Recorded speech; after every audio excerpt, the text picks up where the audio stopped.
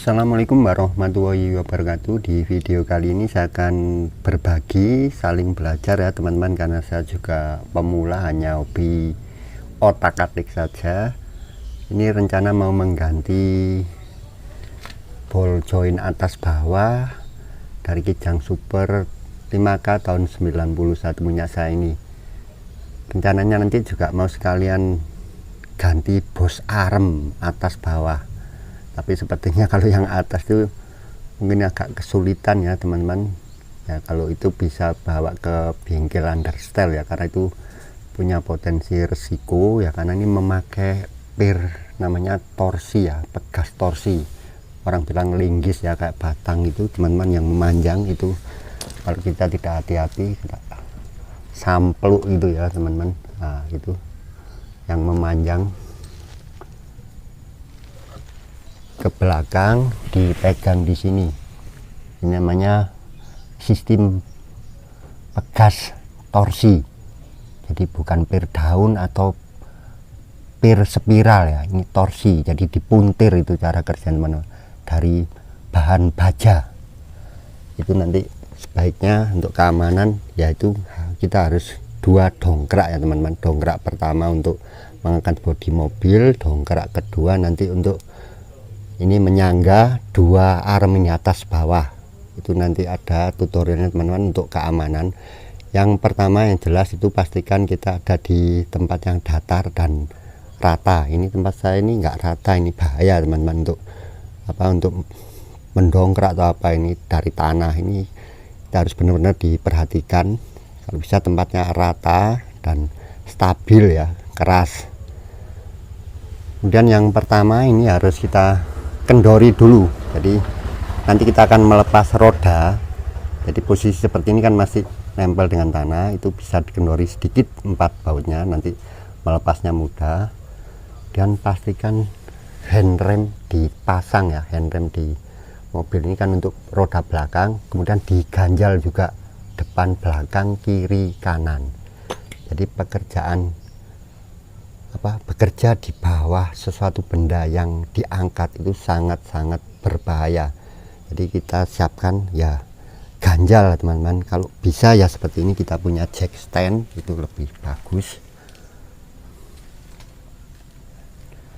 Tapi itu pun saya nanti juga akan tambah ganjal, saya masukin ban bekas di sini. Pokoknya saya itu paling takut memang kerja di bawah suatu benda yang diangkat. Itu standar selamatan ya di mana-mana. Untuk benda yang diangkat itu kita tidak boleh mengandalkan hanya dongkrak sementara kita bekerja.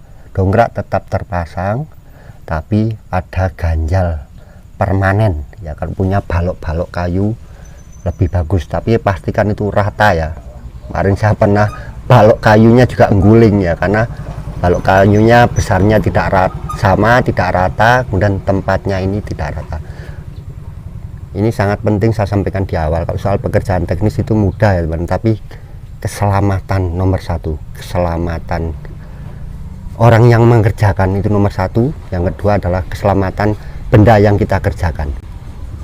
Jadi yang nomor satu adalah keselamatan jiwa kita. Jadi saya udah punya dongkrak dua, satunya dongkrak buaya, satunya dongkrak botol. Jadi nanti yang pertama saya mungkin hanya ganti ball joint dulu ini. Ball joint atas bawah dari mobil Kijang Super ini. Jadi beberapa bagian yang bisa dilepas saat kendaraan belum diangkat itu bisa kita lakukan lebih dahulu. Misalkan ini saya melepas nanti strut bar dan skok, kemudian pemegang dari ini teman, stabilizer, itu kita bisa lakukan lebih dahulu sebelum didongkrak. Jadi nanti minim sekali pekerjaan yang ada di bawah mobil setelah didongkrak, diusahakan seminimal mungkin. Kenapa itu perlu handrem terpasang dan juga diganjal roda depan belakang kiri kanan? Karena itu ada kemungkinan nanti ketika kita angkat ini pasti lebih tinggi, mobil bisa bergerak ke belakang. Dan ketika hanya diganjal satu, karena ini adalah diferensial ya, gardan itu bisa berputar bebas. Yang wajib kita ganjal kedua-duanya, kiri kanan depan belakang, dan handrem terpasang. Mungkin mungkin teman-teman banyak yang komen ya terlalu cerewet atau apa ya, saya memang seperti itu ya teman, terutama di masalah keselamatan saya paling rewel sekali. Nah kalau sudah kecelakaan baru kita menyesali, ya itu nggak ada gunanya. Sebelum kejadian kita usahakan diantisipasi, karena orang-orang kan biasanya ya selama ini aman-aman aja, itu aja sebagai patokan ya, karena masih diberi rezeki lah sama Allah, itu masih selamat gitu aja. Tapi kalau kita sudah memakai semua standar keselamatan kemudian celaka, itu baru kita sudah bilang takdir. Tapi kalau tidak memakai standar keselamatan terus kecelakaan, itu bukan takdir, karena kita tidak berikhtiar gitu teman-teman. Jadi ikhtiar itu wajib, takdir itu setelah kita berusaha maksimal ikhtiarnya, itu kita bisa sebut takdir. Seperti ini teman-teman, saking hati-hatinya dan penakutnya saya ya, kalau ada barang yang diangkat terus kita bekerja di bawahnya.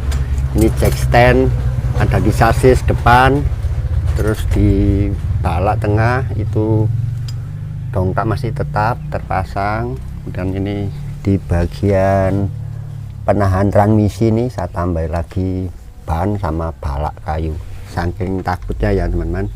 Jadi teman-teman kalau mengganti ball joint tentunya tidak perlu melepas ini semua ya teman-teman. Nah ini stabilizer tidak perlu, terus shock breaker tidak perlu. Ini memang saya akan mau mengganti, rencana mengganti bos bawah itu tadi, bos arm, jadi tidak perlu melepas kok, hanya melepas ini biar lebih bebas untuk pekerjaannya. Apa ini tie rod, nah, kemudi ini sekarang udah bebas seperti ini.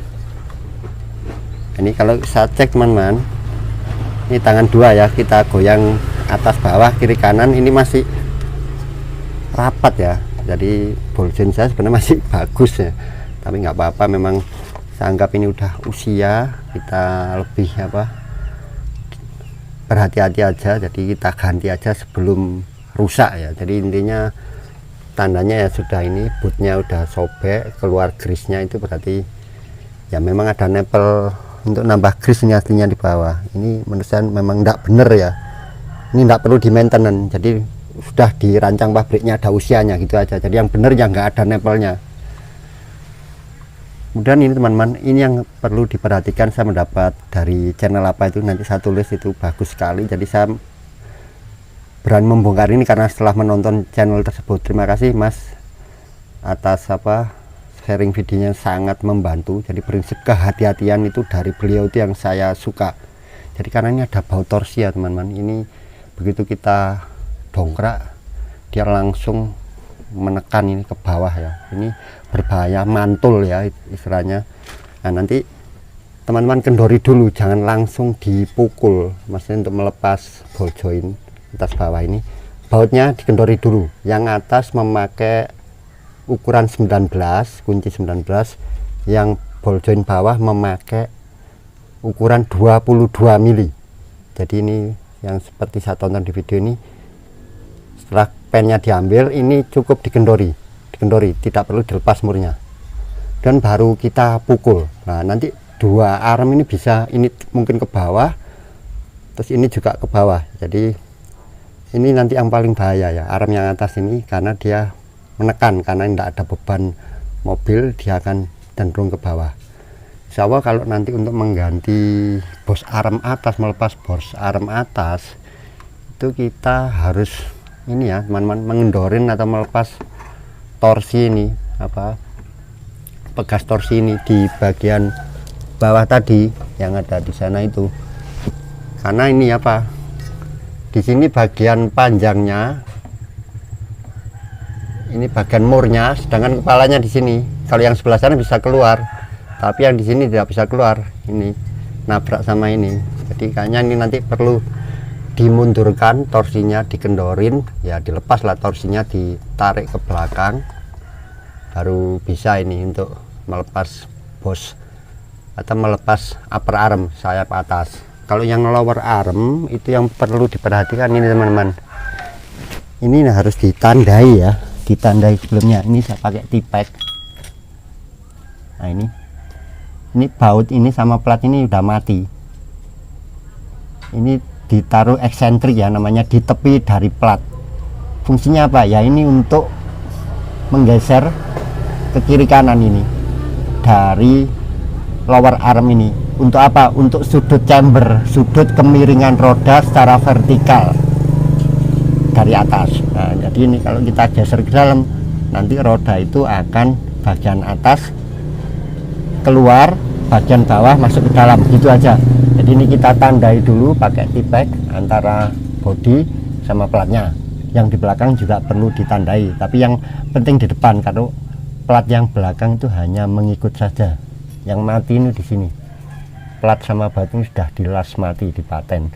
Jadi ini kita tandai karena selama ini standarnya udah bagus ya, chambernya tidak perlu dirubah. Nah, itu yang perlu ditandai pakai tipek. Yang belakang nanti ngikut saja itu, tapi ditandai juga enggak ada masalah.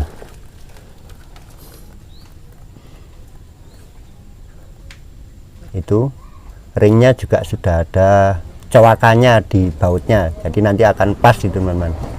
Tapi yang penting yang di bagian depan.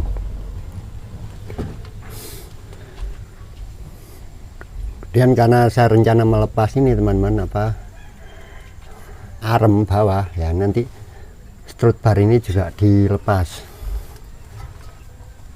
Nah, ini pemegang ini supaya apa, arm ini stabil, mendapat gerakan ke depan ke belakang, itu namanya strut bar. Nanti bisa kita lepas.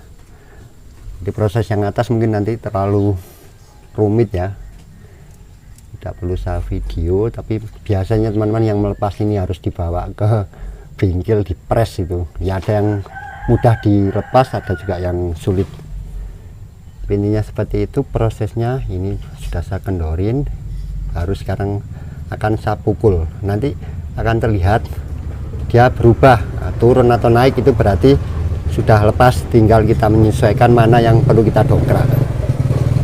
Palunya harus besar ya, kemarin kita pakai palu kecil. Nah, ini mungkin hanya 2-3 kali pukulan sudah terlepas. Jadi kalau secara apa, cek fisik ini masih bagus ya.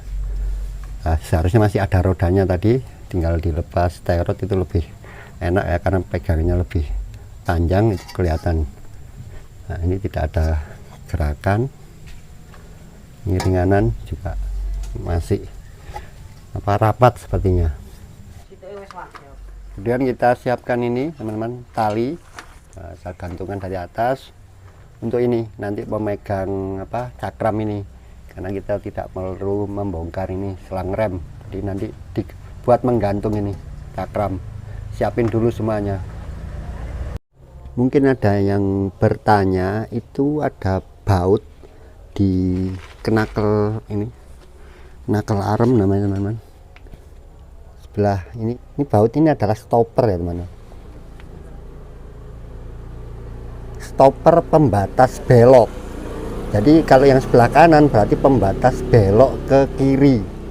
Ini aslinya baut ini ada covernya, plastik. Saya udah beli tapi lupa naruhnya, orisinil, jadi halus. Kenapa? Ya biar nanti bergesek di sini, tidak bunyi kalau kita mentok belok. Jadi ini tuh untuk pembatas, kalau sebelah kanan berarti untuk pembatas belok kiri. Nah, seperti ini. Yang sebelah belakang itu kebalikannya, berarti itu nanti berhenti di ini baut pemegang kampas rem. Nah, ini teman-teman, baut pemegang kampas rem. Jadi usahakan waktu menyetel yang memakai patokan yang roda kanan. Jadi ketika belok kiri mentok, nah ini kan roda kiri, itu jangan sampai ini kena ini teman-teman. Itu aja patokannya. Jadi nyetelnya di pembatas yang sebelah kanan nanti. Itu aja untuk fungsi dari baut stopper ini. Ini memang harus ada covernya teman-teman. Jadi ketika mentok belok kanan, kalau ini kan roda sebelah kiri, itu kita melewati gundukan-gundukan, ini kan masih ada fleksibelnya, ini bisa bergesek-gesek, lah itu menghilangkan bunyi. fungsinya sebagai peredam dan memperhalus gesekan. Penyetelan yang salah dari baut stopper ini yaitu ketika kita belok mentok itu akan terdengar gesekan atau suara krek ya, mungkin salah satu bagian belakang atau bagian depan ini yang mentok. Kalau bagian depan ini berarti tidak ada ini teman-teman pelindung topinya, sedangkan bagian belakang berarti setelan sana terlalu mentok, akhirnya ini yang belakang ini juga akan bergesek dengan lower arm ini. Untuk memukul ini knuckle arm yang memegang ball joint ini teman-teman tidak bisa langsung ini ya pakai palu, karena ini ada baut apa sebelahnya, bisa ditambahi dengan pahat tumpul. Nah, ini yang kita pukul di bodinya ini untuk mengeluarkan dari baut ball joint. Ini juga bisa ditambahi dengan minyak rem atau WD, mempermudah. Bisa juga dengan 2 palu, ini palu saya yang kecil ini kita paskan di sini, baru ini palu besar kita pukulkan di sini. Ini teman-teman sudah terlepas. Jadi yang terlepas dulu tadi ini ball joint atas, yang bawah ternyata masih cukup kuat ini. Jadi saya lepas atas dulu. Ini nanti dicarikan ini tatakan penahan, bisa mukul dengan bebas, tapi saya nggak perlu lepas inilah selang rem. Kalau memang memungkinkan ya tidak perlu melepas, tapi ini yang penting tadi waktu melepas ini teman-teman, ini saya dongkrak ya. Ini kalau bisa punya dongkrak kecil itu teman-teman, ditaruh di ini lower arm tadi yang sudah saya lepas. Jadi saya pakai dongkrak itu, jadi saya taruh bawah pakai stang menonjok ke sini, menonjok upper arm ya. Ini jatuh turun segini jauh ya teman, ini yang bahaya ya, mental ya, karena ini masih ada tekanan dari torsi yang muntir ke bawah. Ini udah bebas ya, ini paling rendah seperti ini. Yang penting ini aja teman-teman, kita bekerja ada pegas ya, pegas torsi. Dan yang bawah tadi udah saya lepas, ini lower arm seperti ini, sepertinya bushingnya masih bagus ya, karena saya nyopotnya nanti ini kayaknya kesulitan. Ini saya udah siapin semua ya, jadi untuk penggantinya. Tapi ini mungkin saya yang ball joint dulu, kayaknya susah ini kalau untuk yang bos arm ini, apalagi yang atas itu cukup rumit. Jadi saya harus ngendorin torsi itu belakang, nanti torsi itu juga harus ditandai ya teman-teman, bautnya kita ngendori berapa, nanti masangnya tetap berapa, karena ini untuk menyetel ini ketinggian roda, ini jaraknya dengan spakbor itu berapa. Ini cukup sulit, ini bukan sulit ya, cukup banyak baut yang harus dilepas. Dan memang kata Benggil yang pernah saya tanyakan, melepas ini kadang harus dipres atau dibakar karena memang sangat rapat. Dan ini ball joint atas yang sudah terlepas ini teman-teman. Nah ini kalau kita goyang-goyang samping kan kayaknya nggak oblak, tapi ketika kita tarik naik turun, nah ketahuan kalau ini sudah kocak. Jadi makanya kalau lewat jalan yang keriting itu teman-teman, nah itu klotak-klotak ya, karena ini naik turun. Nah seperti ini, nah ini naik turun, tadi cetok gitu, seperti itu.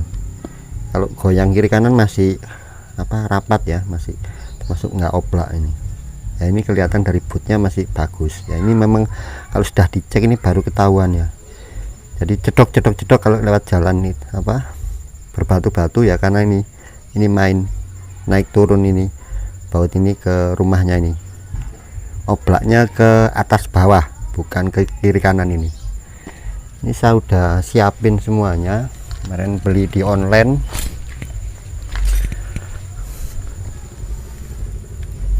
Insya Allah ini orisinil ya teman-teman ya, saya percaya karena itu sudah toko sering. Kelihatan seperti ini yang atas ya, memang made in Indonesia teman-teman.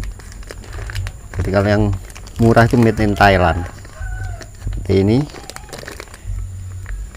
tulisannya, terus made in Indonesia nya. Dulu saya pikir ini palsu ya, karena kok Indonesia nya itu tulisannya hitam. Jadi kalau kemasan yang lama itu made in Indonesia itu semuanya warnanya merah. Ini ball joint atas 2 biji, dan ball joint bawah saya komplain ini ke tokonya karena kok 2 macam ini. Nah, ini setahu saya yang orisinil itu bagian bawah bercat hitam.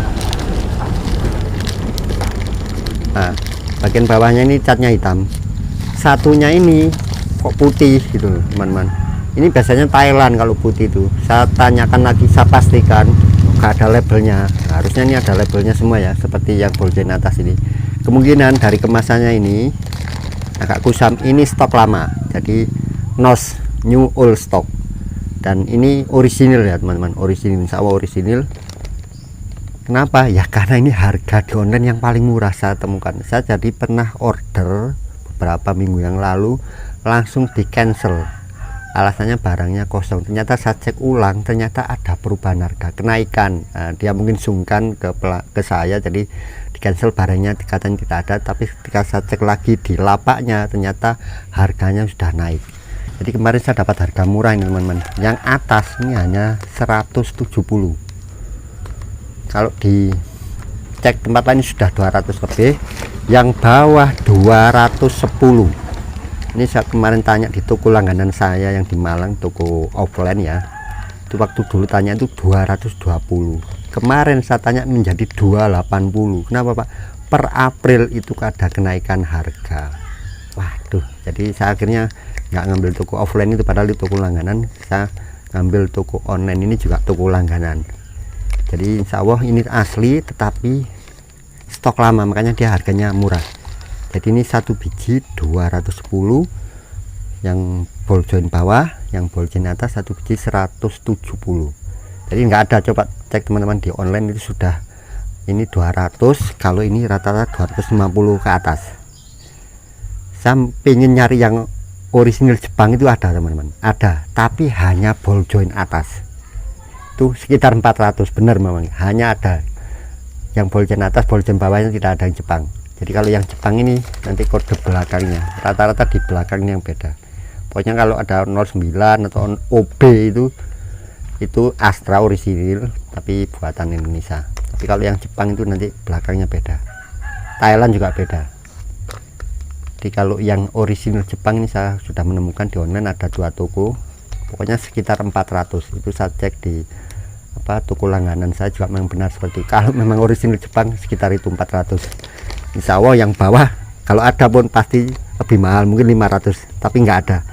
Jadi ya udahlah, saya pakai yang ini aja, orisinil tapi buatan Indonesia, dan insya Allah orisinil Astra gitu aja. Dan untuk ini bosnya saya memakai ini teman-teman, semua memakai Aspira. Sudah saya belikan bos arm ini atas bawah, jadi ada totalnya ada 6 biji ya. Satu sisi itu ada 3, bawah itu 1, atas itu ada 2, depan belakang. Jadi untuk satu roda kiri atau kanan itu perlu 3, jadi total satu mobil perlu 6 bos. Kenapa saya pakai Aspira? Ini juga rekomendasi dari toko. Jadi Aspira atau Indupat itu bagus teman-teman. Kenapa? Ya jangan main-main. Itu Aspira itu kan juga dikelola oleh Astra, di bawah manajemen Astra. Terus mereka pasti tidak main-main dengan kualitas. Dan Indupat juga begitu. Banyak sekali saya buktikan untuk di sepeda motor itu Indupat kualitasnya juga bagus dan harganya terjangkau. Jadi ini saya anggap tidak terlalu urgent ya, penting saya tidak memakai bukan hal yang sangat fatal, makanya saya memakai bukan orisinil. Biasanya ada merek Jepang itu TRK atau Trek atau apa itu, yang bos-bos itu produk karetnya memang dari Jepang. Sepertinya untuk penggantian bos-bos ini saya nyerah lah, ini saya ke bengkel kaki-kaki saja karena mereka lebih berpengalaman dan punya alat press untuk melepas bos-bosnya ini. Sepertinya kita kesulitan. Saya lihat di video-video itu gampang sekali bongkarnya ya, karena sudah oblak beneran. Nah, ini punya saya itu masih bagus semua ini sebenarnya, masih rapet, belum sobek karet-karetnya. Ini saya coba dari pukul ya, sangat keras sekali. Cuman saya yang belum tahu itu tumpuannya untuk gerakannya itu di mana, apakah di asnya ini atau di karetnya. Kayaknya kalau di karetnya enggak ya, ya di asnya ini yang saya tanyakan, mungkin teman-teman ada yang lebih paham perkakian ini, tumpuan pergerakan engselnya ini di as ini atau di karetnya gitu. Kalau menurut saya ya di asnya ini, makanya mungkin asnya ini nanti yang kita beri grease.